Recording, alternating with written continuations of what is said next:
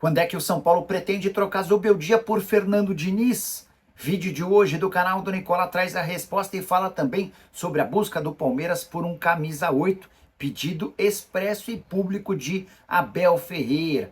Preciso te atualizar também sobre o Vasco, mais perto de um terceiro reforço para a função de ataque. Já Ramon Dias não é unanimidade entre os jogadores do Corinthians. Para completar, o Cruzeiro lutando contra um jejum, o Atlético Mineiro mais perto de fechar a contratação de IR Mina, tem as últimas do mercado, bastidores, finanças e muito mais.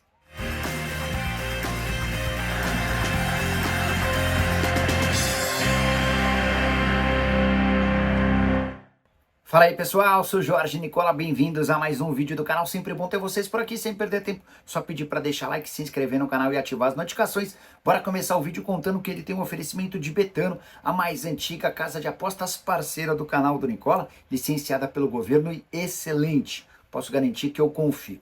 Minha sugestão para esse sábado depende da vitória do Benfica contra o Boa Vista, da vitória do Arsenal contra o West Ham, da vitória do Barcelona contra o Las Palmas, além da vitória da Inter de Milão contra o Cesena. Se esses resultados baterem, meus R$100 se transformam em R$270 para você fazer sua fezinha na Betano. É super simples, tô deixando o link no comentário fixo, você clica, faz seu cadastro, preenche todas as informações, depois é só depositar qualquer valor e começar a apostar. Lembrando, você precisa ter pelo menos 18 anos de idade e jogar com responsabilidade, combinado? Bora começar o vídeo com aquele tradicional giro de notícias. Quero começar te informando o que a Portuguesa precisa para passar para a próxima fase do Campeonato Paulista. Nesse domingo a Lusa precisa obrigatoriamente vencer o Noroeste em Bauru e torcer para que o Red Bull Bragantino perca para a Ponte Preta em Campinas e para que o Guarani no máximo empate contra o Corinthians na Neoquímica Arena. Já o Santos ainda não anunciou Thiago Maia, você sabe o motivo? Dificuldade na rescisão de contrato do Thiago Maia com o Internacional, o volante exige o pagamento de quantias que o Internacional lhe deve, Colorado com enormes problemas financeiros. Já o Fluminense avançou para se transformar em SAF, tudo porque o BTG Pactual sinalizou que um grupo de investidores fará proposta em breve para a compra da SAF do clube, até por isso o Mário Bittencourt corre com um processo burocrático de transformação do Fluminense numa sociedade anônima do futebol. Só para fechar o giro de notícias, contar que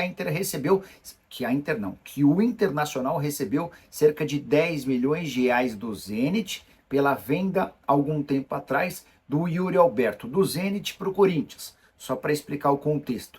Quando o Colorado negociou o Yuri Alberto com o Zenit, manteve 10% de uma venda futura. Aí o Zenit, 6 meses depois, mandou o Yuri Alberto numa troca para o Corinthians. O Inter cobrou os 10% e o Zenit alegou que não tinha 10% porque o negócio não envolveu dinheiro. O Inter levou o caso à FIFA e conseguiu o pagamento desses 10 milhões de reais que já caíram. Para fechar de vez o giro de notícias, contar que o Mirassol demitiu o técnico Eduardo Barroca. O time, apesar de classificado para a próxima fase do Campeonato Paulista, vai enfrentar o Corinthians no mata-mata, não vence há 5 jogos e a derrota por 3-0 contra o Red Bull Bragantino foi determinante. Já o Ceará avançou por Pedro Raul, negócio praticamente fechado, e também pode contratar Lelê, atacante que havia feito bom campeonato na temporada passada pelo Fluminense. Já o Coritiba acaba de fechar a contratação de Gustavo Coutinho, atacante que conseguiu subir da Série B para a Série A com o Atlético Goianiense 2 anos atrás e com o Sport na temporada passada. Para fechar de vez, arrematar e terminar esse giro de notícias, Cuiabá enfim anunciou seu novo técnico. Técnico trata-se de Guto Ferreira, enquanto o Sport contratou Duqueiroz. Volante revelado na base do Corinthians, que pertence ao Zenit, ele fica por empréstimo até o fim da temporada, com parte dos salários pagos pelo clube russo. Quero te falar agora sobre IR Mina. O zagueiro colombiano vai mesmo jogar no Atlético. Essa informação havia sido divulgada nas últimas horas pela Itatiaia. De acordo com a rádio que cobre o Atlético, negociações entre Mina e Galo avançaram para um pré-contrato. O Mina assinaria esse vínculo para que a partir de 1º de julho chegasse de graça ao Galo. Só para lembrar que o contrato do Mina com o Cagliari se encerra em 30 de junho. Consultei antes de gravar esse vídeo o André Cury, que é o representante do Mina em território brasileiro.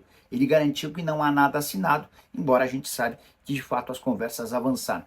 Galo fez uma proposta bastante interessante que vai permitir ao Mina ganhar no Brasil até mais do que ele fatura na Itália. Mas é bom lembrar que o Minas já teve propostas de clubes brasileiros tão interessantes quanto nas últimas janelas e acabou sempre optando por ficar na Europa, entre outras coisas, por causa da sua esposa. Só para completar as informações do Galo, o Atlético também tem negociação avançada pelo zagueiro Ivan Roman, 18 anos de idade, chileno pertencente ao Palestino.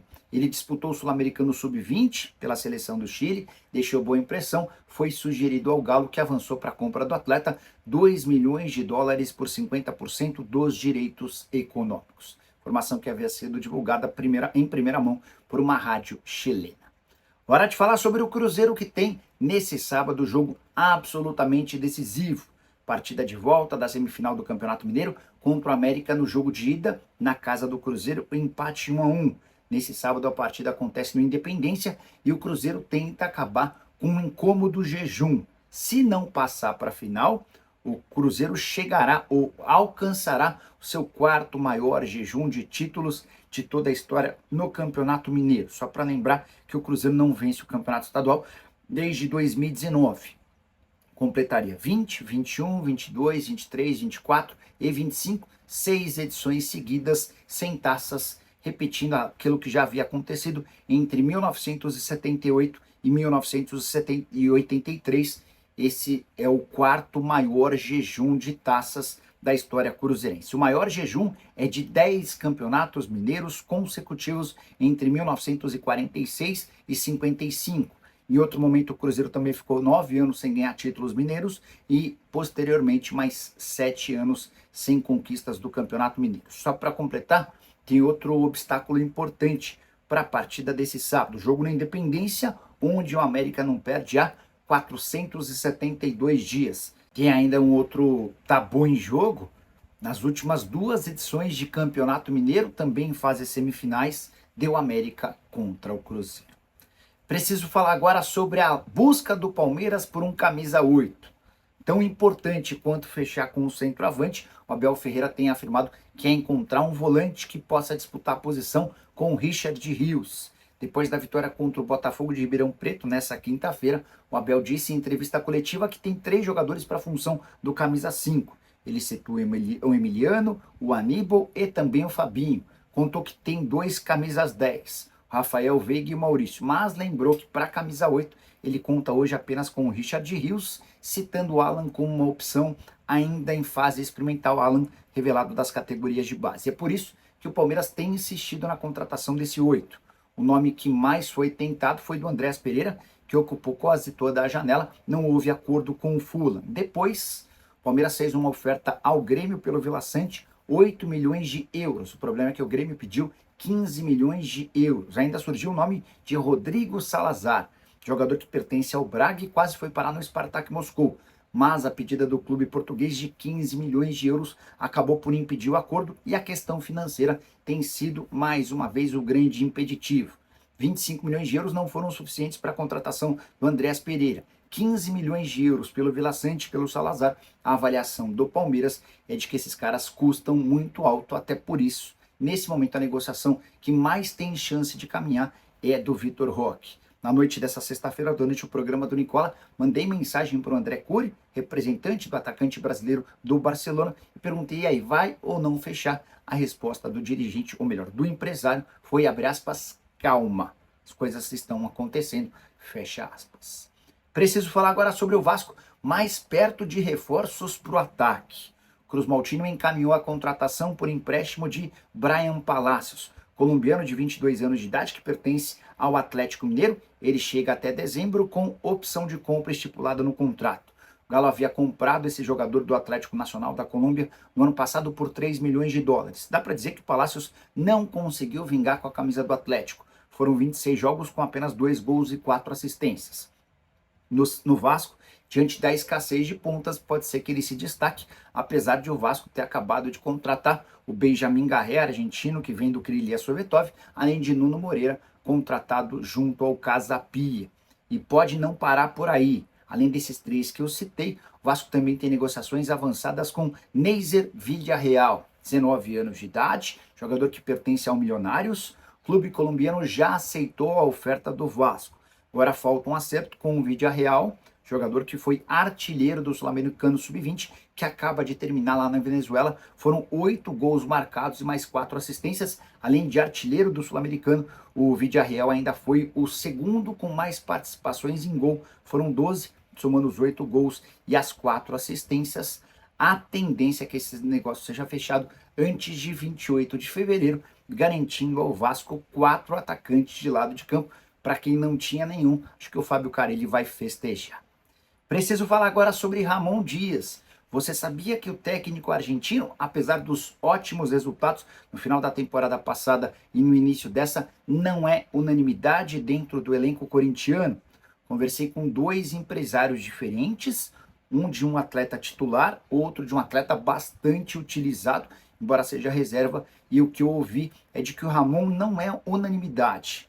Há contestação até de líderes e atletas experientes em relação à falta de capacidade coletiva do time. O que os caras entendem dentro do Corinthians é de que quase sempre são as qualidades individuais que decidem os jogos a favor do timão.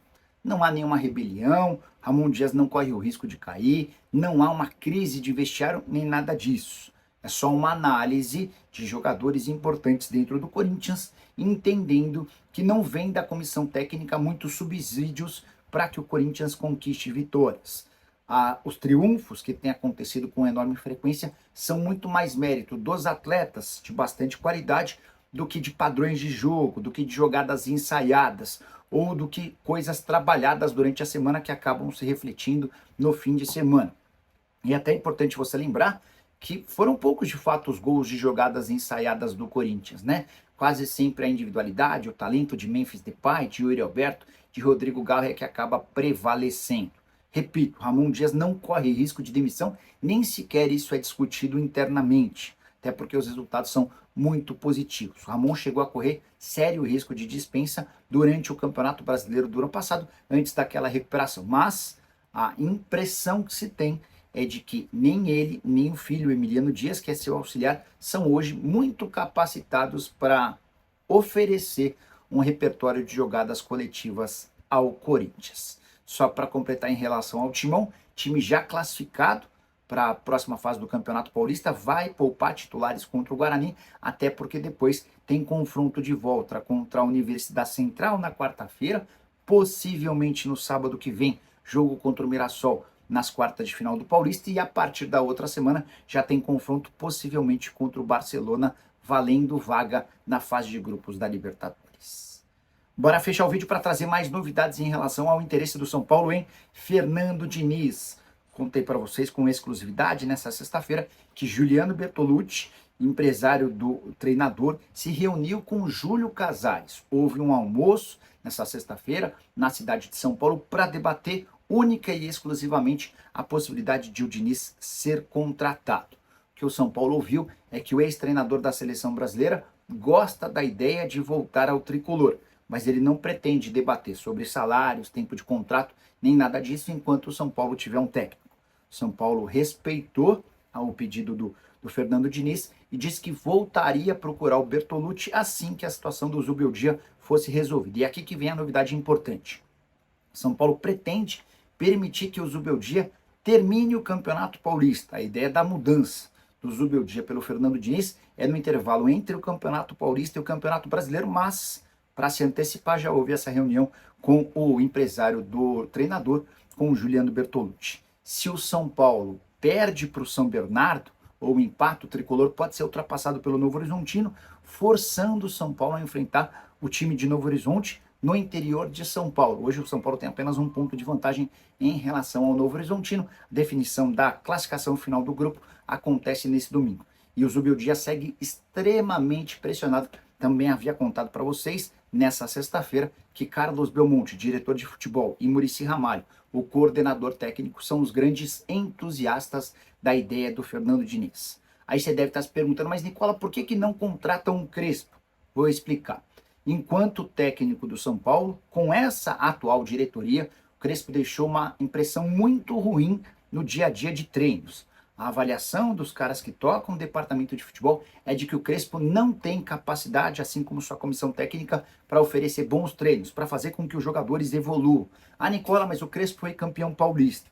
Na visão dos dirigentes do São Paulo, isso foi muito mais obra da qualidade dos atletas e também do acaso do que mérito do treinador. Até por isso, apesar de estar desempregado, Hernan Crespo nem sequer foi cogitado. A saideira sobre o São Paulo, Matheus Alves, camisa 10 do time na Copinha, encaminhou a renovação do seu contrato. Esse anúncio deve acontecer nos próximos dias. Curtiu o vídeo? Não esquece de deixar like, de se inscrever no canal. A gente se encontra mais tarde. Tchau!